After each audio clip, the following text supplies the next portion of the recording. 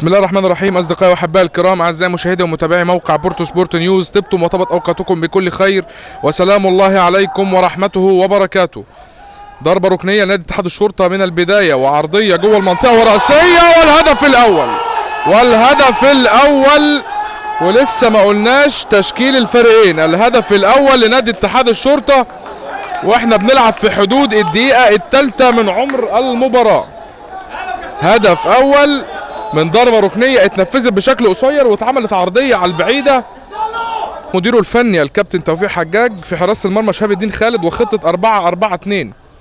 وكره هنا نادي المريخ البورسعيدي الاول اسماعيل كواندا جوه المنطقه وتصويبه. البورسعيدي نادي كبير وليه تاريخ عريق في الدوري الممتاز وفي تاريخ الكره المصريه.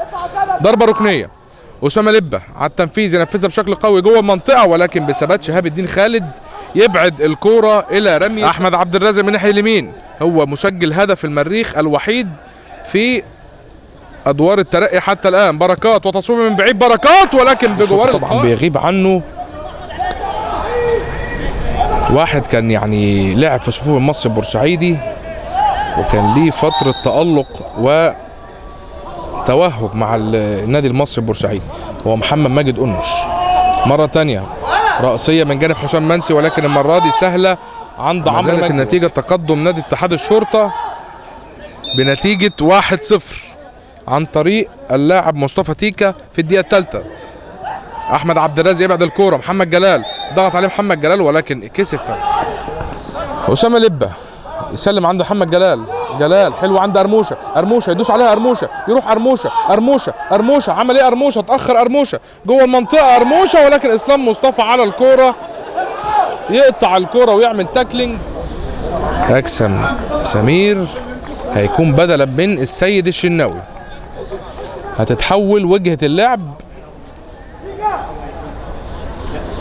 وهتتحول الخطة اللي عاملها الكابتن محمد ياسين. توصل ليلى حسام اشرف وطوليه مره ثانيه عند محمد عوض. الكره اتعودنا عليها، محمد عوض تخدمه، يسلم عند جلال، محمد جلال 1-على-1، جلال وسع نفسه ولكن او انصار المريخ البورسعيدي اللي ممكن يخرج أرموشة. محمد كاستيلو من ناحيه الشمال، محمد كاستيلو 1-على-1، كاستيلو يسلم حدود المنطقه عند محمود شوقي يعدي وتاخر محمود شوقي، ولكن محمد مصلحي من قدام الكل يخرج الكره صحيح. نشوف منها كرة الهدف الثاني، لكن مرت بسلام على مرمى المريخ. جلال حلو ناحية الشمال عند أرموشة متحرك له جلال، أرموشة يدخل عمق، أرموشة لسه محافظ على الكورة، أرموشة عند أكسم سمير، ولكن أرموشة بغمزة كده جوه المنطقة عند محمد عوض، بشماله عوض ولكن يطلق الكابتن سيد شعبان صافرة نهاية الشوط الأول معلنا تقدم نادي اتحاد الشرطة. عودة من جديد أصدقائي وأحبائي الكرام، أعزائي مشاهدي ومتابعي موقع بورتو سبورت نيوز، إلى أحداث الشوط الثاني من المباراة المرتقبة والمنتظرة بين المريخ البورسعيدي ونادي اتحاد الشرطة. بعد شوط أول انتهى بتقدم لاتحاد الشرطة بنتيجة هدف مقابل لا شيء. ثاني المريخ البورسعيدي. اسلام فراج يعني طبعا رجله في الملعب اكتر واكتر، وتصويبه في العمق. اسماعيل يا ولد اسماعيل كواندا عدى اسماعيل، عدى الافواري، عدى الناري، يلعب الكره ناحيه الشمال عند احمد صابر يعمل عرضيه طويله على القائم البعيد وراسيه ولسه كره والتعادل من محمد جلال في توقيت مثالي للمريخ البورسعيدي. جمله نفذوها المريخ البورسعيدي، جمله بصمه الكابتن محمد ياسين، وده اللي بقول لحضراتكم عليه. افضل سيناريو للمريخ البورسعيدي انه يسجل التعادل في بدايه احداث الشوط الثاني من المباراه، يرجع الامل مره ثانيه للمريخ البورسعيدي. محمد جلال بعد تسجيله هدف التعادل. نفس سيناريو الشوط الاول ولكن بوجه معاكس. بدا اتحاد الشرطه ضاغط، وبدا اتحاد الشرطه بكره راسيه وقدر يسجل منها الهدف الاول. نفس السيناريو بالظبط مع بدايه احداث الشوط الثاني ولكن للمريخ البورسعيدي. كده نقدر نشوف مباراه اقوى، نقدر نشوف مباراه اشرس. ضربه ركنيه طويله جوه المنطقه على حدود المنطقه عند كاستيلو وتصويبه ولكن ما لبستش في وش رجل كاستيلو. عوض الى احمد عبد الرازق لاكسم من الناحيه اليمين، اكسم سمير دخل لعمق وسلم احمد عبد الرازق ناحيه اليمين. هل هيعمل عرضيه؟ عبد الرازق عرضيه على القائم البعيد ولكن عدت من الكل وراحت لاحمد صابر مره ثانيه. صابر 1 على 1 جوه المنطقه. صابر عرضيه بشماله جوه المنطقه عند محمد عوض، ولكن شوله حط جسمه كده في الكوره وسط اعتراضات من جانب انصار المريخ البورسعيدي ومطالبه بركله جزاء. خوف بقى من المساحات اللي بتلعب من ورا محمد مصلحي زي الكوره دي، ولكن عامل العمق الدفاعي بشكل ثابت وهادي حسام اشرف. عمرو مجدي وفي شد لمحمد كاستيلو. بيعمل ايه شوله يعني اللاعب عمرو مجدي يعني الحارس بيخرجها عشان كاستيلو واقع. يعني الراجل مخرج الكوره عشانك وعشان لعيب يعني لاعب فرقتك اللي هو محمد كاستيلو واقع على ارضيه الملعب وهو بيكمل او عايز يكمل او راح وضغط عليه. اسامه ينفذها عند محمد بركات لعوض. عوض داخل منطقه الجزاء عوض، ولكن تعدي ضربه حره على تنفيذها احمد علاء. تنفذ بشكل قوي داخل منطقه الجزاء ولكن تروح الى عمرو مجدي. لو حد كان قطع القريبه لاحمد علاء كنا ممكن نشوف كوره كده شويه. المفروض يعني يختار التايمنج المظبوط. اسامه لبه يعمل عرضيه بيمينه عند محمد جلال، راسيه لسه داخل المنطقه. جلال اسماعيل كواندا، تصويبه من اسماعيل كواندا ولكن تصدي ولا اروع لشهاب الدين خالد.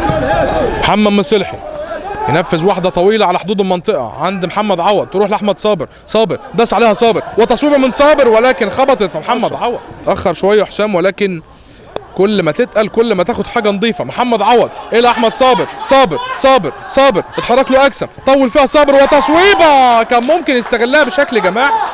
كان ممكن يستغلها احمد صابر بشكل جماعي اكتر من كده. الكره اكسم سمير والكابتن سيد شعبان يشير باستمرار اللعب. شوله من الناحيه الشمال يعمل عرضيه كده بالونيه عند احمد ابراهيم العجل. احمد ابراهيم ولكن كده قلبه على طريقه الكبار. هدف اللقاء الوحيد لصالح نادي اتحاد الشرطه. مره ثانيه الكره ولكن عمرو مجدي يخرج في المكان والميعاد المظبوطين. مره ثانيه كره عند محمد عوض، حط راجل في ظهره محمد عوض ودي المفروض كارت احمر بلا نقاش. كان رحيم الكابتن سيد شعبان بمجدي دونجا في الكره اللي فاتت. اسامه لبه على تنفيذ الضربه الركنيه.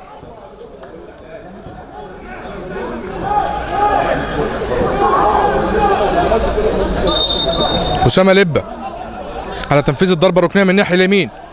لبه وتنفيذ ضربه ركنيه وراسيه ولكن ابعاد دفاعي من جانب دفاعات اتحاد الشرطه. محمد عوض يوقف كورته ويلعب عرضيه جوه المنطقه. اكسم سمير وراسيه ولكن ابعاد دفاعي من جانب دفاعات اتحاد الشرطه. محمد مصلحي كوره فيها مخاطره كبيره من جانب مصلحي. اكسم سمير يا ولد العيب ياخدها كده لنفسه للعمق. اكسم يربط مع محمد جلال لاكسم مره ثانيه ولكن ما داسش عليها اكسم المستوى اللي متعودين عليه منه.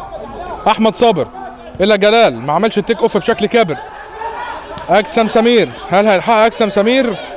كواندا لاكسم سمير ناحيه اليمين، ظاهر له شوله لاحمد عبد الرازق يا ولد مع اسماعيل كواندا ولكن الاستلام بيد محمد مصلحي يكسب ارض مصلحي. ما حدش نزل يستلم من مصلحي، يلجا للكره الطوليه عند احمد هاشم ولكن عمرو مجدي هو اللي طالع يلعب الخطا وبيطلع كل الفريق قدام. عمرو مجدي عند محمد عوض على حدود المنطقه يعمل التيك اوف من اعلى نقطه. بركات لاكسم سمير يا ولد العيب. اكسم يحطها لعوض.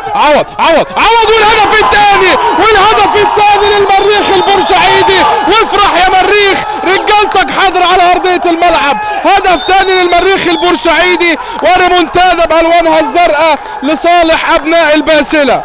المريخ البورسعيدي يمرض ولا يموت. هدف ومصالحه للكابتن احمد جوهر. اي مباراه ليله للتاريخ للمريخ البورسعيدي. المريخ يكتب التاريخ على ارضيه الملعب. هدف ثاني وريمونتادا لابناء الكابتن احمد جوهر. بيشهر ليهم الكابتن احمد ابو شعيشع.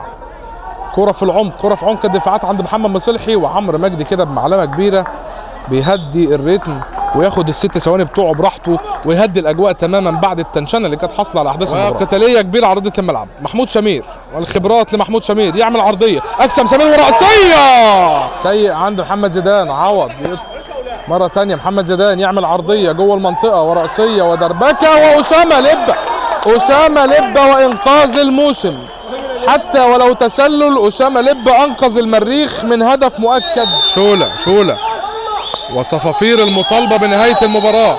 محمد مصلحي والكل على اعصابه في اخر لحظات المباراه. محمد زيدان وتصويبه مشكوره من محمد زيدان للمريخ البورسعيدي، يقطع شوله لمحمود سمير، يدوس عليه محمود سمير بشكل مميز ويسلم عند اكسم وتصويبه حلوه من جانب اكسم سمير، ولكن كان ممكن يستغلها ويلعب لاحمد هاشم ناحيه اليمين. حارس شهاب الدين خالد والكابتن سيد شعبان بيبص في ساعته اخر لحظات المباراه، ويطلق الكابتن سيد شعبان صافرة نهاية المباراة معلنا فوز غالي وصعب، وفي واحدة من أهم مباريات المريخ البورسعيدي هذا الموسم يفوز على اتحاد الشرطة بنتيجة 2-1. بهذه النتيجة ارتفع رصيد المريخ البورسعيدي للنقطة 6 مساويا اتحاد الشرطة في صدارة جدول الترتيب أيضا ب6 نقاط. كنا معكم على مدار 90 دقيقة من موقع بورتو سبورت نيوز، الكابتن احمد يوشع وحده فيديو، والكابتن ايمان الجعيدي تحرير الصحفي، وتحياتي المعلق الرياضي محمود الباشا. كل هؤلاء يلتقون تحت قياده الكابتن عمرو عمار رئيس موقع بورتو سبورت نيوز. مبروك لفريق المريخ البورسعيدي على الفوز الصعب والمثير في مباراه اليوم.